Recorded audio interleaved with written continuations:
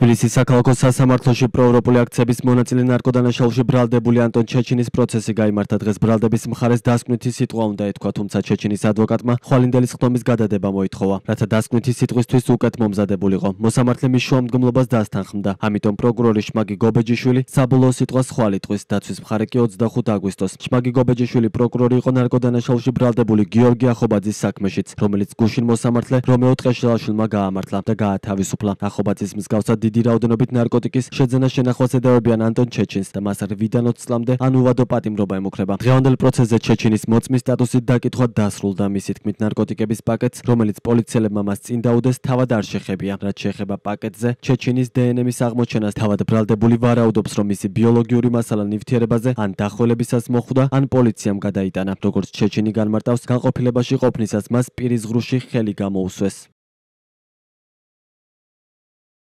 თავისტვინის მაგნიტურ-რეზონანსული ტომოგრაფიის პასუხით ჩეჩინს თავისტვინში კისტურ-ქსოვილოვანი წარმონაქმნი აქვს. 6 აგვისტოს გამართულ პროცესზე ნეიროქირურგი ედიშერ მაღალაშვილი დაიკითხა, რომელსაც ტომოგრაფიის დასკვნის საფუძველზე ოპერაციის ჩატარების რეკომენდაცია აქვს გაცემული. ნეიროქირურგის თქმით, წარმონაქმნი მეტად გავს ეგრეთ წოდებულ კეთილთვისებიან სიმსივნეებს, თუმცა ამის გადაჭრით თქმა არ შეუძლია. როგორც მაღალაშვილმა ხდომაზე განმარტა, თუ შესაბამისი მკურნალობა დროულად არ ჩატარდა, ჩეჩინს შესაძლოა ეპილეფსიური გულყრა და სისხლჩაქცევა განუვითარდეს. რუსეთის მოქალაქე ანტონ ჩეჩინი, რომელიც საქართველოში 2022 წელს ჩამოვიდა, 2024 წლის 3 დეკემბერს დააკავეს. ადვოკატი მის დაკავებას მიმდინარე პროევროპულ აქციებს უკავშირებს, რადგან ის თბილისში დემონსტრაციებში მონაწილეობდა. მისი თქმით, რუსეთის დატოვებამდე ჩეჩინი პუტინის წინააღმდეგ საპროტესტო აქციებში მონაწილეობდა. საქართველოში ყოფნისას ის ადმინისტრაციული წესით აქციებზე ორჯერ დააკავეს.